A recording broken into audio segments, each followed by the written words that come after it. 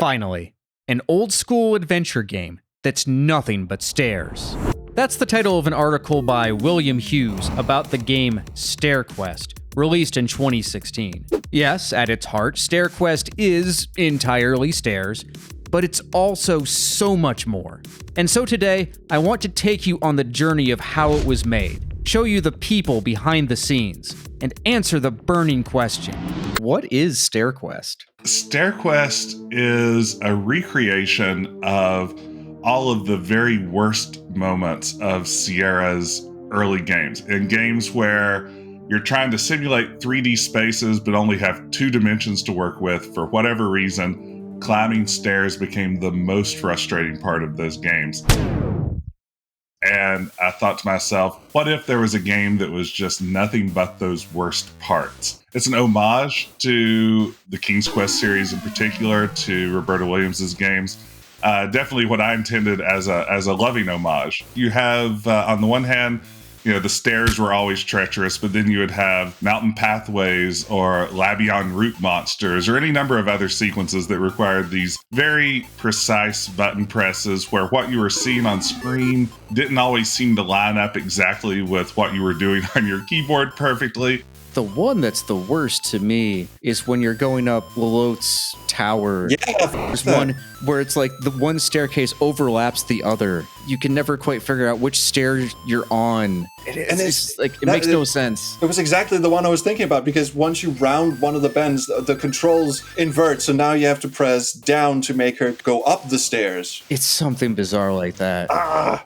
When we started working on STAIR QUEST, it was timed around a game jam, Adventure Jam 2016. My friends and I that had worked on these No More for Today games in the past wanted to come together and need a concept that could be executed in 2 weeks. Adventure Jam is 2 weeks, and we had 2 weeks to do it. And the rule is you can assemble your team, but you can't code, you can't draw, you can't do any of that before like the start of the jam. And you have to be done by the end of the jam. I think I just played a lot of Papers, Please recently, and I became obsessed with this idea of a game that wasn't necessarily fun to play, but was still compelling and sucked you into its gameplay loop.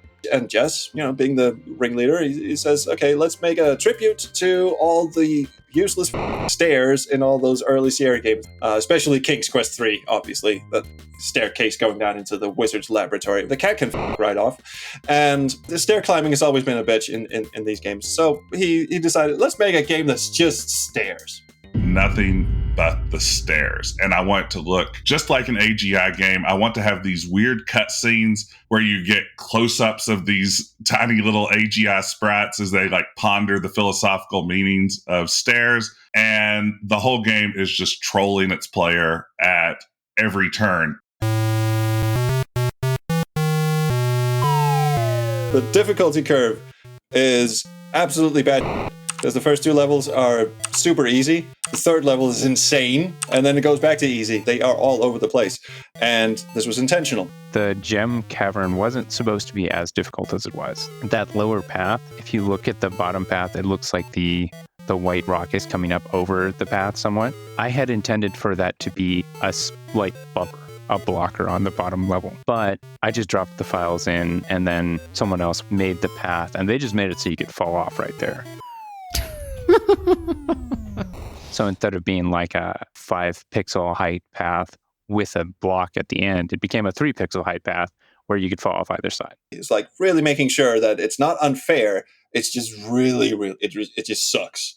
Oh, the point system was another one, like 0 out of 500, and you get 1 point for clearing a screen. I just noticed I have 9 points out of 500.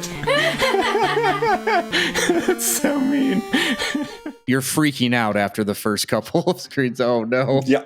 How many of these are there? And nothing else gives you points. Nothing else but clearing a room gives you points. Another thing that is super annoying, which was also super intentional, is that usually in a Sierra game, when you want to save and load your game, you can just hit F5 and return, and it just saves your game. But in this game, you have to type in a new save game name every time you want to save. And that was intentional? That was intentional. It was like like we were looking at Patrick, the programmer's like, is it supposed to do this? And he goes, yes. And all the hitboxes for the cats, obviously, are super massive. they're way bigger than they're supposed to be because the cat in King's Quest 3 has a super massive hitbox. The stairs on this screen were originally drawn at a 45-degree angle, which would have made them easy to walk up if they hadn't been stretched afterwards. Before you stretch them, they would have been 45 degrees.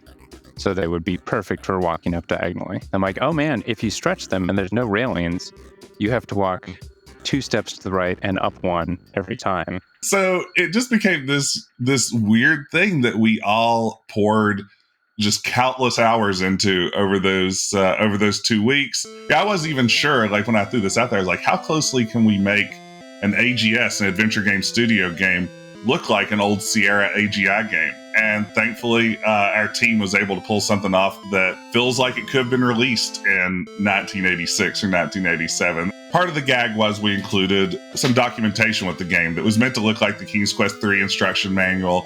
I loved those Sierra manuals. I would open up my new Sierra games when I would get one at Christmas or my birthday as a child, and I would just pour over those manuals. And I wanted, players to have a laugh at it, but also sort of feel it's like, yeah, this is something that was also an important part of these old Sierra games, was that they came with manuals that helped establish this world when oftentimes the game itself was somewhat limited in, how much story it could easily tell. Well, and I think that sort of extends to the cover with the sort of epic, like, dragon on it. That sort of, to me, evokes the same sort of thing of you have to get across the feeling of playing it rather than what the game actually is. That was absolutely the intention there as well. It shows, a troop of fantasy adventurers scaling some stairs where a giant red dragon is at the top. There's no dragon in the game. That's just completely unrelated. But, I think back to something like the original PC Junior release of King's Quest, where you have like this knight in full plate mail armor swinging a sword, which has nothing to do with King's Quest 1. That's not Sir Graham. What were some of the biggest challenges in making this game? Probably the biggest challenge we faced with the game, just in general, was, of course, the time crunch. 2 weeks is too short for people with jobs and families and things to do anything.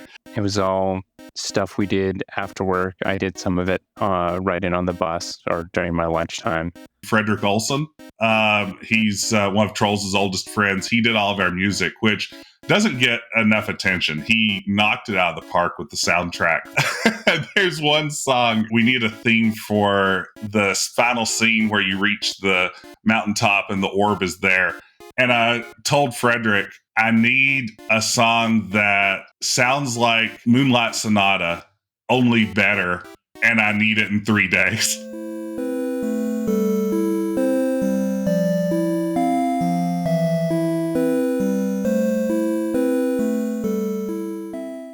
After the jam was over, the team went back and added 2 levels, the cat level and this screen, which introduced ice physics and a Yeti who wants to give the player a murderous hug. In terms of technical issues, one of the more challenging ones came with the Yeti level, which again was one of our new levels that we added later in the game. Getting that Yeti working right. And even still, occasionally the Yeti will bug out. I'll occasionally watch a playthrough where the Yeti does some very interesting things on that screen as it chases players around. Oh no! What? It was sort of a miracle that we ever got it working probably 95% of the time. Maybe more than that. The Yeti works as intended. The game also, because it had to look like an AGI game, had to have a parser in it. And we're like, what? Look stairs, climb stairs, talk stairs. Jess was like, just put anything in. So we just wrote anything. I believe we at one point ran the number of responses in the game. It has like 3 times as much text as Space Quest 1 for a game that literally only requires one command, get orb. If you try to f the stairs, if you try to fondle the stairs, if you try to romance the stairs or lick the stairs, or Did you write the ride the stairs? Isn't that one of them? I can't remember because there's so much. It was just like 5 free minutes. Let's just type in some nonsense. It's possible to rickroll yourself.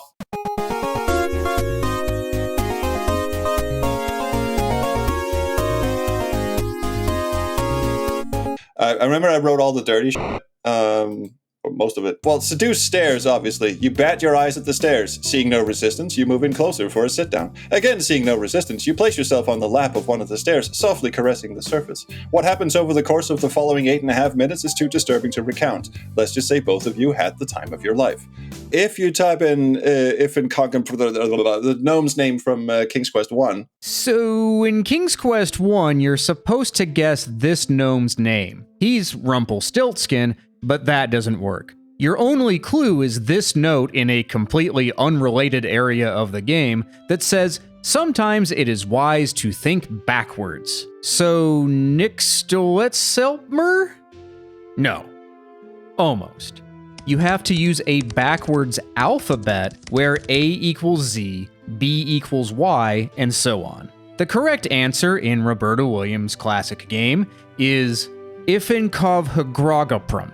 It also doesn't help that there are 2 ways to spell Rumpelstiltskin in English, and the game only accepts the decoded version of this one and not that one. If you type in type in the whole thing, it just says, "F you, Roberta." I didn't write that. There are definitely jokes in the game that we thought were internally funny that when you watch playthroughs, clearly nobody gets. There's one on the second level that we call Blue Mountain, where there's a plaque on the wall that says like long line, short line, longer line. I think Gareth wrote that one. And for the longest time, I did not get it. And he was in this little trolley mood, so he would not explain it to me. And I was like, is it Morse code? What does it actually say? And he was like, it's just describing the graphic on the plaque. Oh, you did. Oh, there's another Easter egg. There's a level where you're going across snakeskin in the sand. I think we called it the H.R. Giger level because it kind of had a Giger-ish vibe to it. If you type Dinsdale on that screen, the little porcupine from Monty Python and the Flying Circus pops up. Dinsdale. If you eat sand on that level, on the H.R. Giger level, it just says witchcraft, but the witch is spelled like in sandwich. Oh, the pun. That's terrible. Synergize stairs just says, it's showtime, Synergy. What? I don't get that. No, me neither. That's because neither of us apparently watched Gem and the Holograms growing up. Showtime, Synergy. Sorry, Christy. I like it when someone types inventory because I wrote that line. You can type XYZY as an homage to Infocom games. Twerk is a verb here, I'm seeing as I look in here. This is hardly the time nor the place. Nevertheless, you give that fine booty of yours a little shake. It's good for morale. You just hope nobody saw that. If you piss Yeti. No synonyms work, just piss Yeti. Good idea. You whip out your baby maker and aim a stream of yellowish liquid in the general direction of the Yeti. Impressed as all balls, the Yeti skips and hops and dances excitedly in the golden shower you have provided. You and the Yeti become instant friends and retire to live a life of fetishistic bliss. No, just kidding, you imbecile, you're about to die. That sounds like a 4 a.m. thing for me. Oh, dear God. Yeah, I think we're done. The feedback to the game has been almost universally positive. I think the kind of people who seek it out are exactly the kind of people who are likely to enjoy it. We also were lucky early on. The Onion AV Club and Kotaku and a couple of other online news destinations picked up the story that really got a lot of players seeking it out that probably wouldn't have found it otherwise. I actually wanted to ask you about one of those articles. The way he describes it is a quick blast of nostalgia and frustration, or frustalgia. Frustalgia is an amazing word. Our team immediately fell in love with that. That's nail on the head. People have fond memories of the old Sierra games, and they have fond memories of a lot of the bullshit they threw at us as well. I'm glad it found that audience that was willing to put up with the frustration. Did you have to make me look at Cedric every time that I died, though? Was that really necessary? Well, that's not. First of all, that's not Cedric. Our logo is Chadwick, a completely legally distinct character from Cedric. Inspired in no way by that owl. Ooh, no. Cedric's distant cousin. That's right. That's Chadwick. But part of our this is actually something that came up. Patrick, our programmer, had the idea of the game basically dumping you out to the title screen as like a temporary solution to, we don't know what to do after you die. Do you get a restore? We didn't know what we were going to do, so that was a placeholder. Basically, the game just resets after every death. As we got closer and closer to the release, Patrick asked me, it's like, well, what are we going to do? Because right now it's so frustrating that every time this owl pops up in your face and it's almost like he's mocking you. And I said, you know what? That's perfect. No, this placeholder solution really adds to the frustalgia of it all. It's super fun to have our own little getting over it in the adventure game community. To simultaneously piss people off and get them all excited, and that frustalgia was it? That's a great way to put it. That is exactly what it is. No! Hello, everyone. My name is David TKI. I'm going to be playing STAIR QUEST for you. What is your reaction to the speedruns of this game? Might as well ask about that. What is my reaction to the speedruns of STAIR QUEST?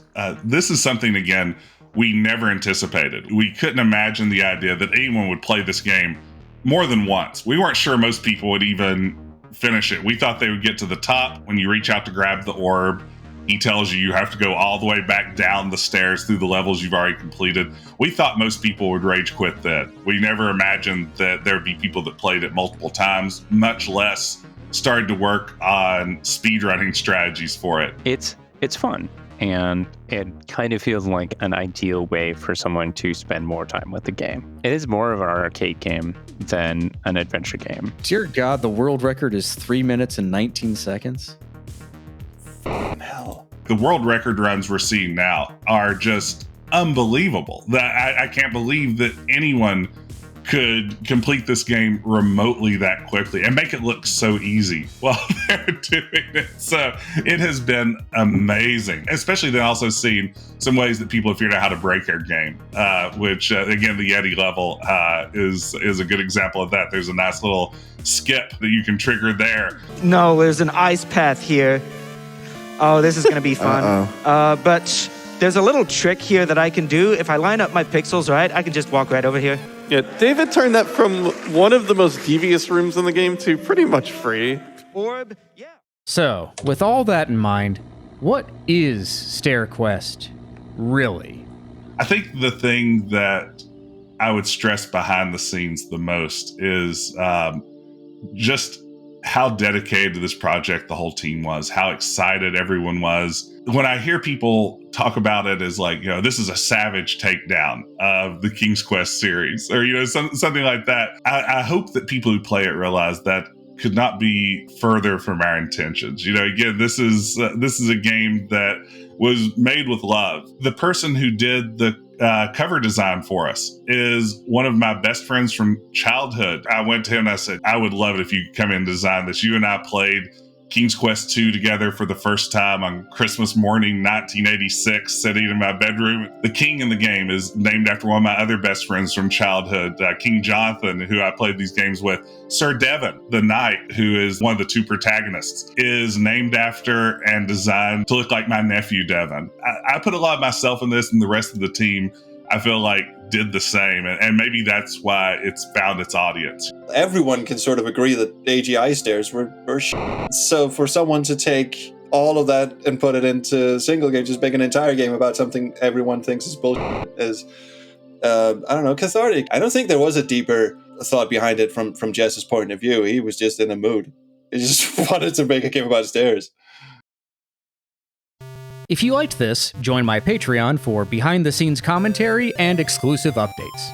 A big thanks to my patrons, you folks are awesome. I also want to thank DecafJedi, Space Quest Historian, and WilcoWeb for their time and help. Check out the pinned comment for a link to play STAIR QUEST, and to learn some secret parser commands.